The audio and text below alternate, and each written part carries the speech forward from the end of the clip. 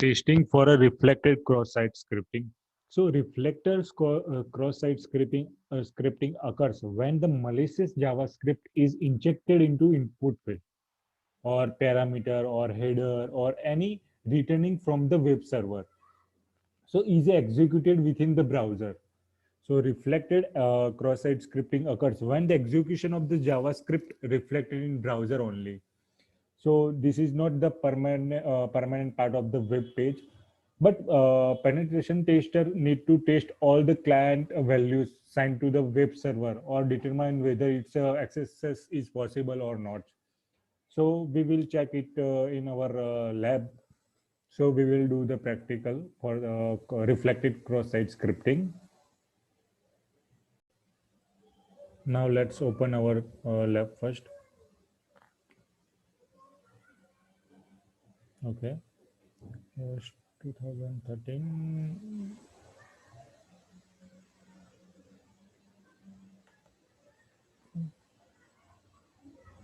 Okay. Cross-site scripting. Reflected first order, and we are just testing with the pentest tool lookup. Okay. So first we will select the pentest tool. We'll use Skypiece. Okay. Now we have to just click on lookup tool. Okay. Now we will check the HTTP history.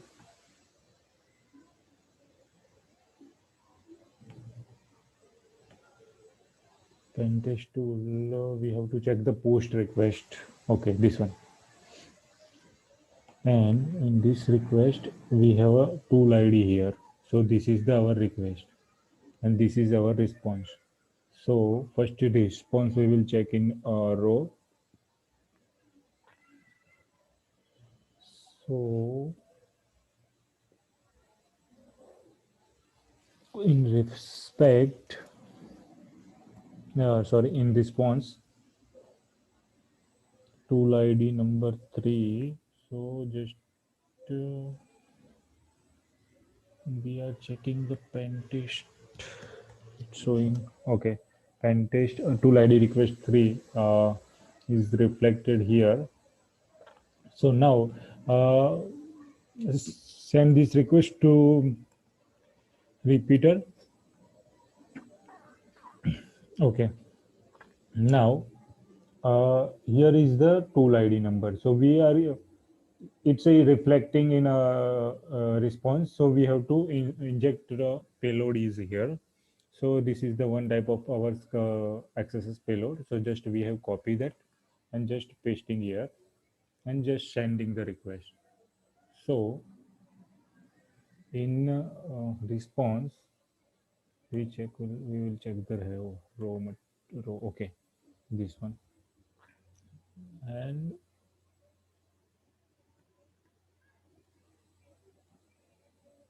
test. Okay, here. Okay, but here is the mm, we can see that here. So we are working on JSON instead of HTML. So we will need to just adjust our payload to match the structure of JSON return. So we will modify our original payload uh, to this one. This is our JSON payload for XSS. Just we are testing, replacing here. Okay. Just a minute. I think something is. We have to check that. Just we have to use this payload. Just a minute. Copy this and need to just we have to copy that, and now we are just intercepting the request. So just intercepting we have make the on. Now we will click lookup to it again, and we will see that request is here.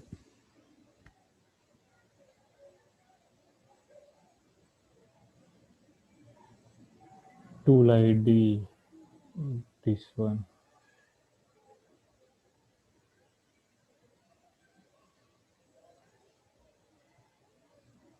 This one. So we have to first making of collaborator, it's on, that's why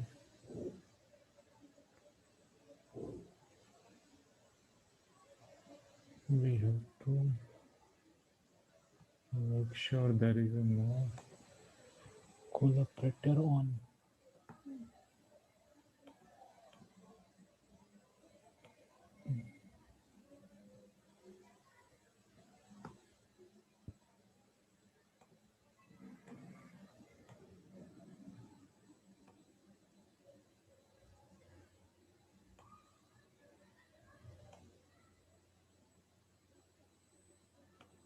Okay, now we are intercepting request again, because previously I am using the burp collaborator, that's why it's inside the burp collaborator payload also. So first request on. Now select the Skyfish, lookup, we will receive the request. Here is the tool ID, and now we are inserting our payload, which is we have converted it from the HTML or cross-site scripting payload to JSON input format. So now we are just forward this request and intercept off, and here we can execute the payload. So this is the our alert one. Okay, so this value is reflected in uh, uh, as a cross-site scripting. So due to the we can see that the if in case the pen tester testing tool identify this is reflected in the response, so it is received from the client, so allowing attacker to access attack, means cross-site scripting attacks. So this is all about the reflecting the cross-site scripting. So we have done the lab here regarding the reflected cross-site scripting. Now let's discuss regarding the testing for stored cross-site scripting. So stored cross-site scripting occur when the malicious JavaScript is injected into input field parameter header, or after returning from the web server. So is the executed within the browser and become the permanent part of the page. It's a permanent part of the page. So stored accesses occurs when the malicious JavaScript stored in the database and is used later to populate the display of the web page. So penetration tester needs to test all the client values signed to the web server to determine whether it's a cross-site scripting is possible or not. So let's do the practical for the same.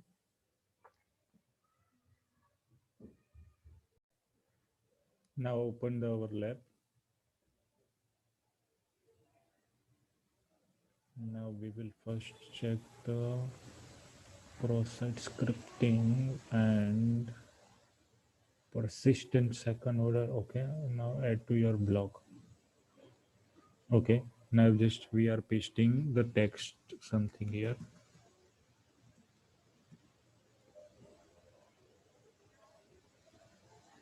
Okay, intercept on, make sure. Just we are intercepting the request. Save to blog entry. Now we will receive the request here.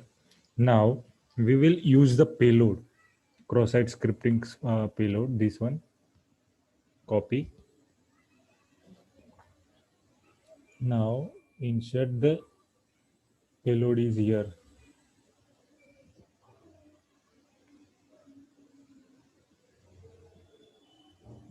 Okay.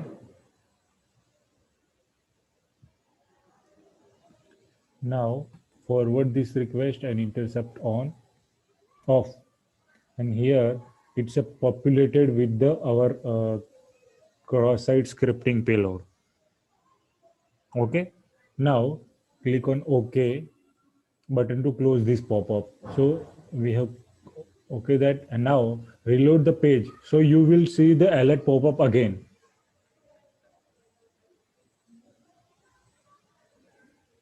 This one. So we are able to get the malicious script has become the permanent part of the page.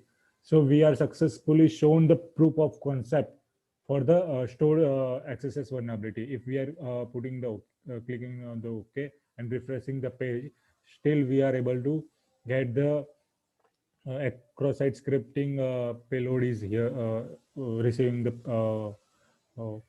XSS vulnerability, stored XSS vulnerability. So this is all about the stored XSS vulnerability. So will able to see the alert pop up again and again. It will permanent the it become a part of the permanent part of the web page. That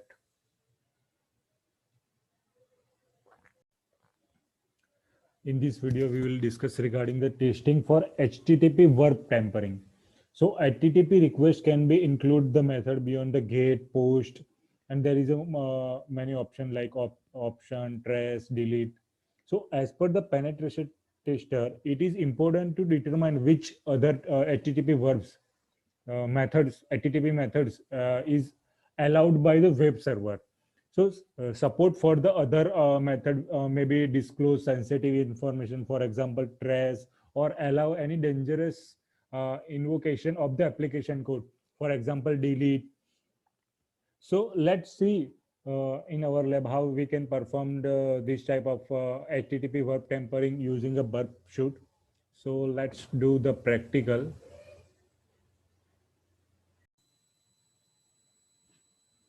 Welcome everybody. In this video, we are performing the HTTP verb tampering lab. So just click on the home, and now just check out the history, HTTP history, and just check the GET request. Okay.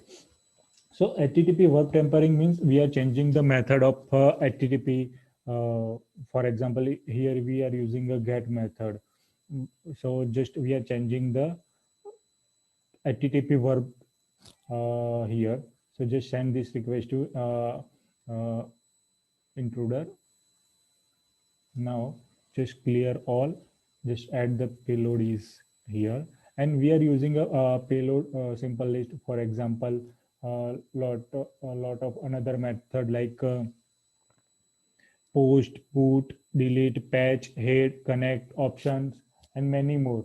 So just you can check out the all HTTP method and just click copy that and just paste it here.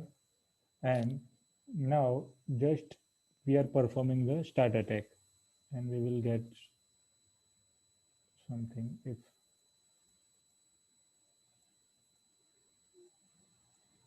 okay. Now we are just checking the all the status, for example 200, 200, 200, and so for example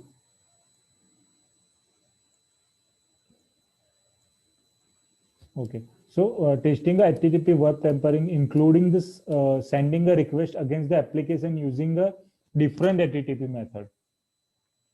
So analyze the response here, and tester need to determine the status code. For example, here we are getting the 400, but we are getting here 200. So whether status code of 200 is written for any of the verb tested, including the web server, allow that request, or means allow that type of HTTP method here. So this is all about the HTTP verb tampering.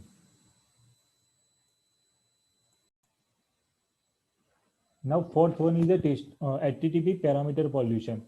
So HTTP HPP attack is where we can perform the multiple HTTP parameter are sent to the web server with the same name.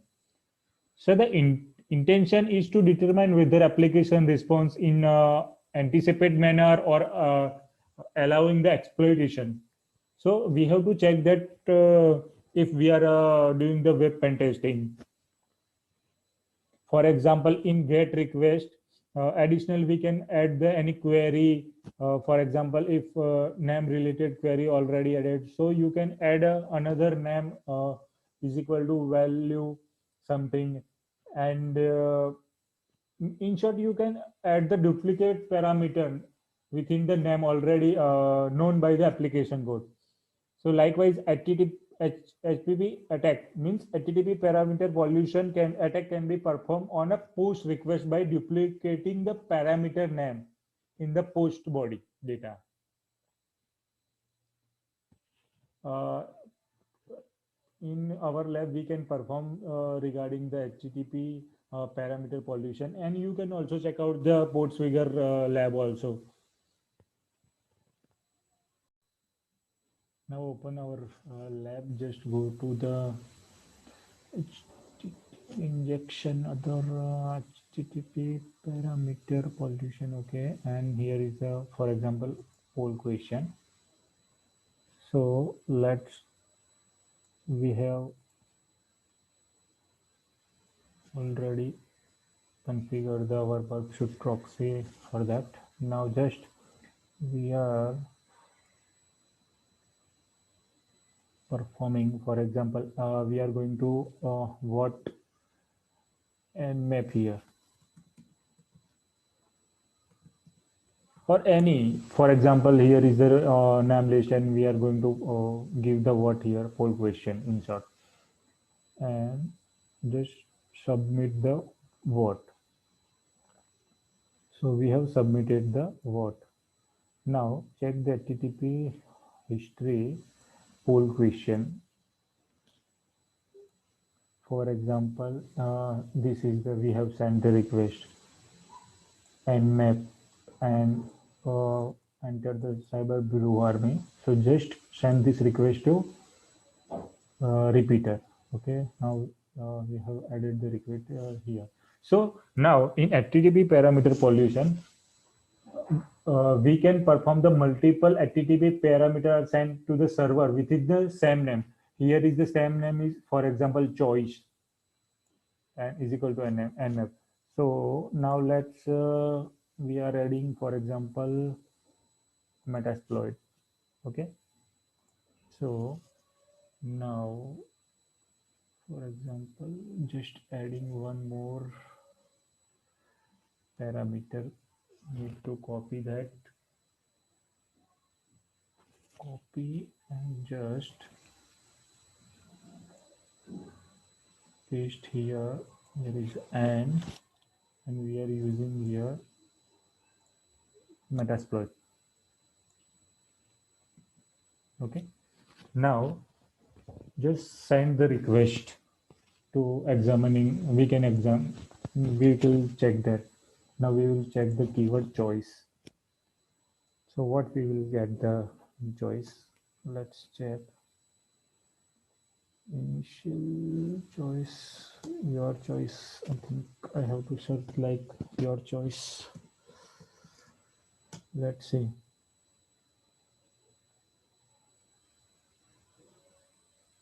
Yes, here we can check that the your choice was Metasploit.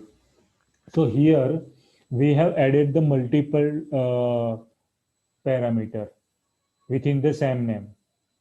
So generally, if we are doing the pen testing, so we have to check the application code first to checks against the multiple parameter within the same name when passed into function. Here is the result is that the application usually act upon the last parameter which we have provided. Here we can see that we are getting the Metasploit, and we have last provided parameter is Metasploit. So this is the odd behavior and unexpected the result. So this is all about the HTTP parameter pollution. Now, fifth one is a SQL injection in evaluating the input validation check. So I have this image source from the Portsugar, and there are a lot of different types of SQL injection available. But we are understanding the basic regarding the SQL injection. So SQL injection. So SQL injection involve the attacker to providing input to the database. So which is received and used without any validation or any sanitization. So the result is devaluing sensitive data and modifying data or even bypassing the authentication mechanism. So here we can, for example, if we are inject any uh, uh, SQL parameter in username password tab, and if we are getting the mm, any type of data from the database. So this type of attack you can consider as a SQL injection, and you can check out the Portswigger lab. There are different types of SQL injection lab is available.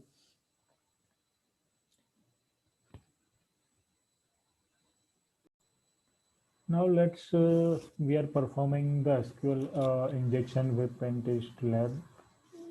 At, so just check out your home page and just checking the SQL injection. I think we have to perform on bypass authentication. Okay. So for example, here is the login page portal. Okay. Now just we are first we are intercepting the proxy first. Just I am enabling that. Okay. Now just I am entering the username password like.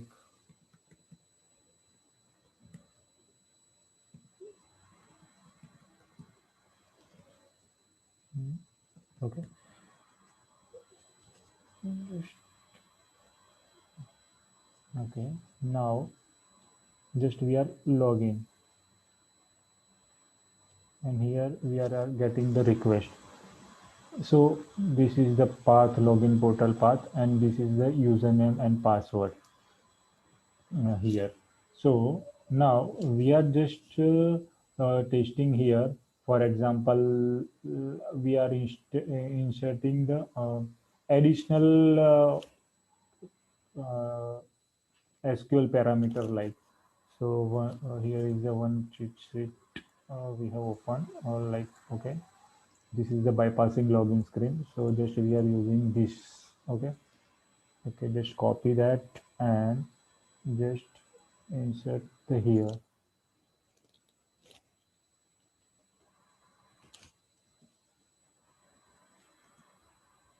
Okay. Now, okay. Now we are just forward this request and intercepting all. And just checking the response here. Okay. So and return to browser as a just okay. Now we are logged in using admin. You can see that here is the logout tab. We are just entering the cyber brew army, which is not related to right password, but we have inserted the SQL injection a parameter here. So you can check out the SQL injection cheat list on, you can search in Google. And for more additional type of attack you have to perform, just check out the Portswigger lab. This is the very good one lab, and you can check out this type of or type of attacks, and you can perform the lab as well as. So you can also identify the you can also get the how to prevent the SQL injection here. So I'm just performing the basic level of SQL injection. Okay. Now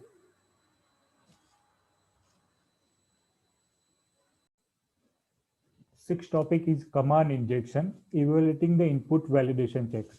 This image source from the Portswigger, and in Portswigger you can also find the lab if you have to perform the any test lab, and we have also deployed in our lab scenario on our network. So first understand the command injection. So command injection involve a attacker to attempting to involve a system command. Normally perform a terminal session within the HTTP request. For example, many web application allow the system command through the UI for troubleshooting purpose. For understand, if you have any network device where you can perform the NS lookup, ping. For example, if you are doing the any firewall troubleshooting or any network device troubleshooting, so you can find that the one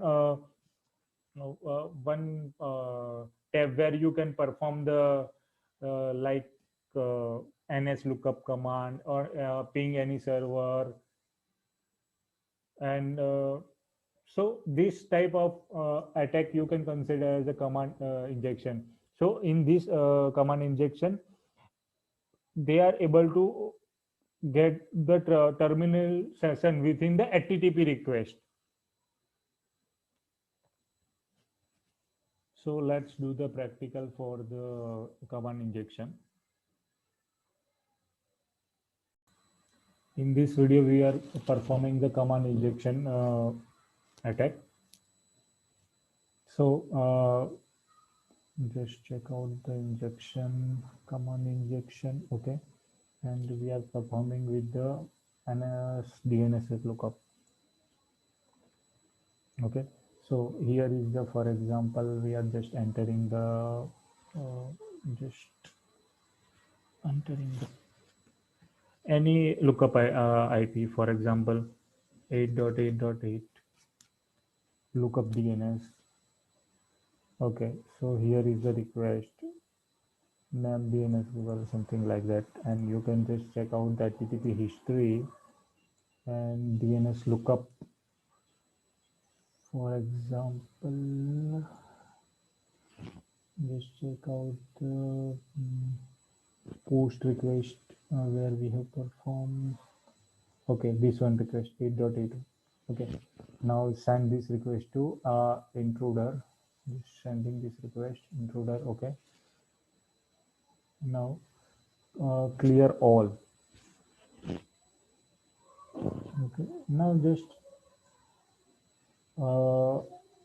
for example, here we have performed the global DNS server, but we can use as a local IP address, lookup IP address, or just adding one more parameter. So for example, we have to just enter, or we can just, for example, add something like that, and we can add the payload here. Look like that. Okay. Now for the payload, we have to use the simple list, but you can check out the in GitHub checklist. So in checklist, you can select the fuzzing and Unix attacks first debit attack. So just we are just checking the row, and we are using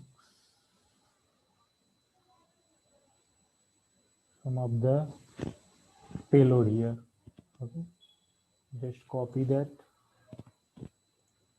and paste it here. Okay, now we will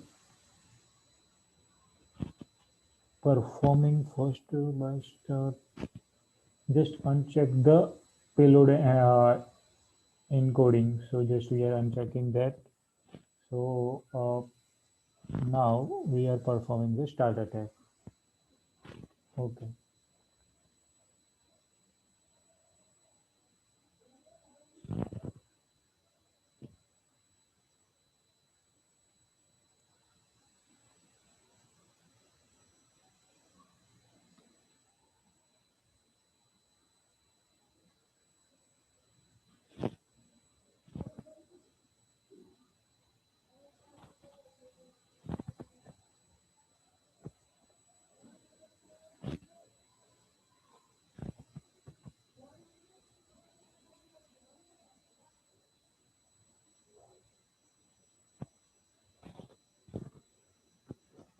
it's taking a time.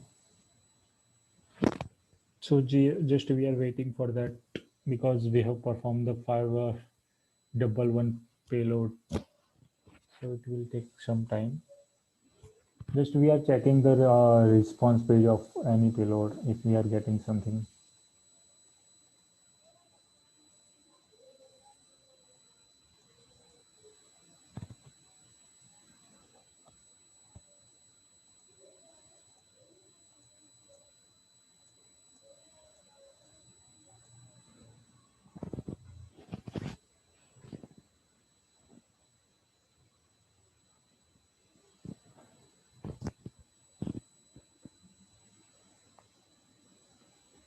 We will just wait for few minutes. So I am pausing my recording, resuming my video, and we can find that these are payload where we are setting, and we are getting some response using a command injection. Just here is here you can find that the UID, wdata, gid, and groups. Same you can find using a second payload also. So just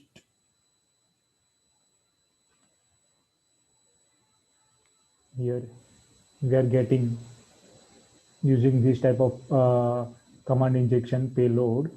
So just I am stop the just closing that. We are not pursuing more payload here because we are find out the command injection. We have performed the command injection and getting the response from the system. So we are finishing the lab here.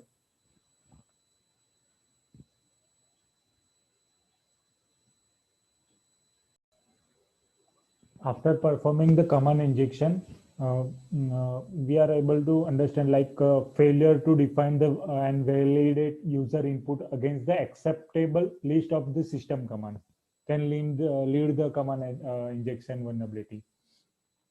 So in our case, application code does not uh, confine system commands available through the UI, allowing the availability and execution of the command on the operating system that should be restricted by the application developer.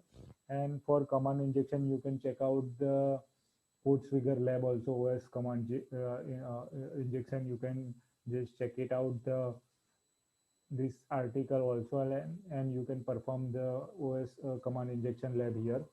So it's a very good lab available on Portsfigure.